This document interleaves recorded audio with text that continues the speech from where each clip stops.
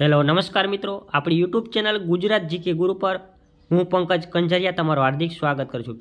મિત્રો, state bank of India એટલે કે એસબીઆઈની અંદર 13,000+ ક્લાર્કની ભરતી બહાર પાડવામાં આવી છે. તો એના વિશે આ વિડીયોની અંદર સંપૂર્ણ માહિતી આપણે જોવાના છીએ. અને ફોર્મ ક્યારે ભરાશે, કેવી રીતે ફોર્મ ભરવાના, શું ફી છે, પરીક્ષાનું માળખું શું છે વગેરે આ વિડીયોની અંદર આપણે જોવાના છીએ. વિડીયો શરૂ કરતાં પહેલાં ચેનલ પર નવા ચેનલને સબસ્ક્રાઈબ કરી લો. વિડીયો સારો લાગે તો લાઇક કરો, તમારા મિત્રો જોડે શેર કરજો.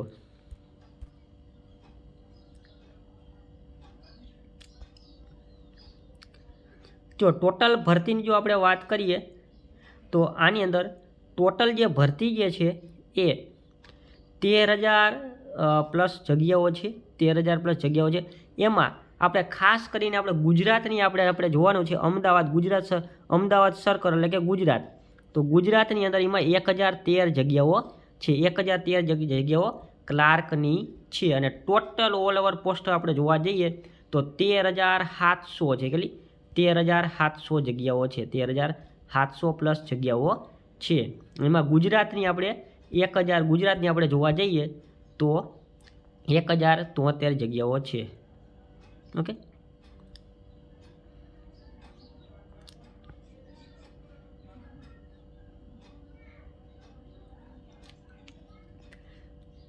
જો આમાં પછી બધું છે કે ક્રિમિનલ સર્ટિફિકેટ હોય, ક્રિમિનલ સર્ટિફિકેટ ધરાવતા હોય તો ફાઇનાન્શિયલ યર 2023-24 અને 2024-25નું એમાં ચાલે. Okay, non criminal certificate, OBC દાખલા, એની વિગતવાર તમારે એના જે દાખલા જે છે એ તમારે રેડી રાખવાના છે. ઓકે, આપણે જોતા જઈએ. જો આની અંદર એજ લિમિટ શું છે તો કે મિનિમમ 20 વર્ષની તો ઉંમર હોવી જોઈએ અને મેક્સિમમ 28 વર્ષની ઉંમર હોવી જોઈએ. મિનિમમ 20 વર્ષ અને મેક્સિમમ 8 વર્ષ એટલે 28 વર્ષ. એમાં રિલેક્સેશન આપવામાં આવેલું છે. માને કે 28 વર્ષ છે, 28 વર્ષ થઈ ગયા છે તો એની ઉપર વહી ગયા છે તો માને કે SC ST વાળાને 5 વર્ષ સુધીની રિલેક્સેશન આપવામાં આવેલો છે.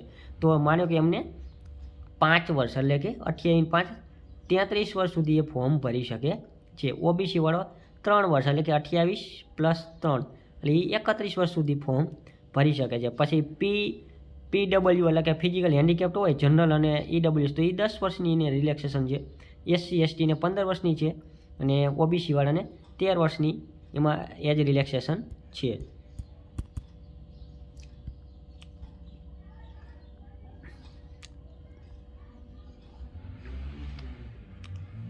આગળ આપણે જોતા જઈએ.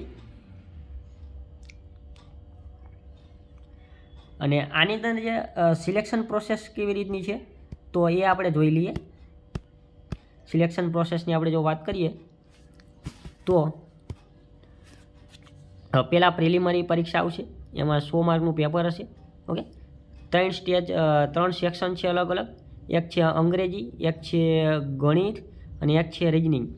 અંગ્રેજી, મેથ્સ અને રિઝનિંગ ટોટલ 100 માર્કનું પેપર છે. એમાં ઇંગ્લિશ જે છે એ 30 માર્કનું છે. પછી મેથ્સ છે 35 માર્કનું છે, રિઝનિંગ છે 35 માર્ક, ટોટલ 100 માર્ક થાય.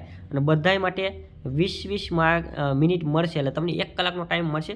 પરંતુ એક વિષય માટે અલગ અલગ ટાઈમ હશે. પહેલાં અંગ્રેજી છે એ 20 મિનિટમાં 30 ક્વેશ્ચન પૂરા કરવાના, મેથ્સ છે એ 20 મિનિટમાં 35 ક્વેશ્ચન પૂરા કરવાના અને રિઝનિંગ જે છે એ 20 મિનિટમાં 35 ક્વેશ્ચન પૂરા કરવાના છે. ત્યારબાદ જે લોકો પ્રિલિમ પાસ થાય છે પછી એમને મેન્સ એક્ઝામ આવે છે. એમાં પણ MCQ વાળી છે એની અંદર. તો એમાં શું છે કે ટોટલ 190 ક્વેશ્ચન હશે અને 200 માર્ક હશે. 190 ક્વેશ્ચન અને 200 માર્ક. તેમાં જો 35 મિનિટમાં 50 ક્વેશ્ચન પૂરા કરવાના, 50 માર્ક. બીજી 35 મિનિટમાં એમાં જે જનરલ અવેરનેસ, ફાઇનાન્શિયલ અવેરનેસ છે, જીકે અને ફાઇનાન્સને લગતું નોલેજનું છે. ઓકે, પછી જે બીજી 35 મિનિટ છે એમાં 40 મિનિટમાં 40 અંગ્રેજીના ક્વેશ્ચનો લખવાના છે. પછી બીજો છે મેથ્સ. ઓકે, મેથ્સ તો એ 45 મિનિટમાં 50 ક્વેશ્ચનો પૂરા કરવાના છે. અને પછી રિઝનિંગ, એબિલિટી અને કોમ્પ્યુટર એ 45 મિનિટમાં 60 ક્વેશ્ચનો 50 ક્વેશ્ચન પૂરા કરવાના. પરંતુ એના 60 માર્ક છે. ઓકે, 60 માર્કમાં 50 ક્વેશ્ચન છે રિઝનિંગ અને કોમ્પ્યુટર. ટોટલ ક્વેશ્ચન 190 થાય, માર્ક 200 થાય. કલાક 2 કલાક ને 40 મિનિટ થશે. અને જે આ પરીક્ષા જે છે એ તમે કઈ કઈ એક્ઝામમાં ભાષામાં તમે દઈ શકો. તો જો પરીક્ષા જે છે તમે આટલી ભાષામાં આપણે ગુજરાતવાળાને આપણે ખાસ જોશું. ઓકે, તો ગુજરાતવાળા જે છે તે અંગ્રેજીમાં પરીક્ષા આપી શકે, હિન્દીમાં પરીક્ષા આપે અને ગુજરાતીમાં આપી શકે છે. ઓકે, હિન્દી બહુ ઓછા રાખતા પણ આમ ગુજરાતીમાં આપી શકો અથવા તો ઇંગ્લિશમાં અને હિન્દીમાં કોઈ પણ તમને ત્રણમાંથી જે લેંગ્વેજ ફાઈવમાં તમે આ પરીક્ષાનું મીડિયમ રાખી શકો છો. જ્યારે ફોર્મ ભરશો ત્યારે એમાં ઓપ્શન સિલેક્ટ કરવાનો આવશે. ઇંગ્લિશ રાખવું છે, ગુજરાતી રાખવું છે, હિન્દી રાખવું છે.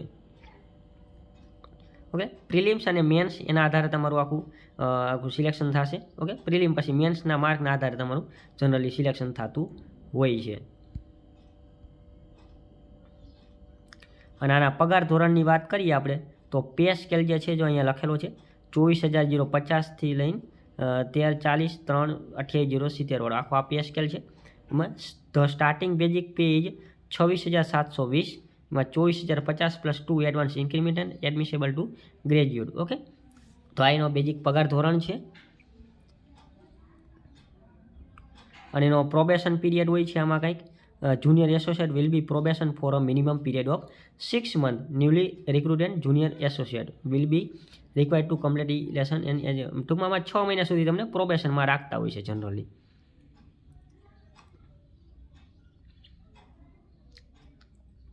ઓકે, અને ફીની જો આપણે વાત કરીએ તો SC ST હેન્ડીકેપ ઓકે એ બધાને એક પણ રૂપિયો ફી ભરવાની નથી, પરંતુ જનરલ OBC અને EWS વાળાને 750 રૂપિયા ફી ભરવાની છે. ઓકે, તો 750 રૂપિયા ફી છે. SC ST અને EWS વાળા આપણે ફિઝિકલ હેન્ડીકેપ વાળાને કોઈ પણ જાતની ફી ભરવાની થતી નથી. ફોર્મ ક્યાંથી ભરવાના છે તો જો આ વેબસાઇટ જે છે અહીંયાથી તમારે ફોર્મ ભરવાના છે. bank.sbi.web.careers.current opening. ટૂંકમાં SBIની જે વેબસાઇટમાં તમારે જવાનું, એની અંદર કેરિયરની અંદર જવાનું, એમાં કરંટ ઓપનિંગ હશે, એની અંદર તમને આ બતાવશે. ઓકે, જો આસિસ્ટન્ટવાળી પોસ્ટની, તો એમાં તમારે જઈને તમે ફોર્મ ભરી શકો છો. ઓનલાઈન ફોર્મ ભરવાનું છે.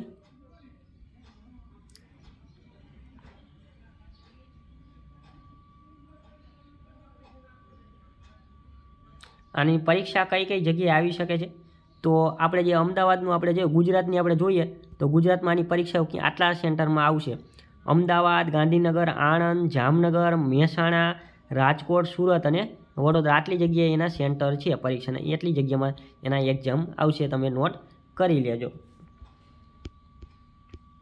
ઓકે, તો આવી રીતનું છે. અને આ વેબસાઇટ ઉપર તમારે જવાનું છે. bank.sbi ની અંદર જઈને તમારે કેરિયરની અંદર જઈને કરંટ ઓપનિંગમાં જઈને તમે ફોર્મ ભરી શકો છો. આ છે. બીજા તમારા કોઈ ડાઉટ હોય તો મને કોમેન્ટની અંદર જરૂર બતાવજો. Thank you. જય હિન્દ.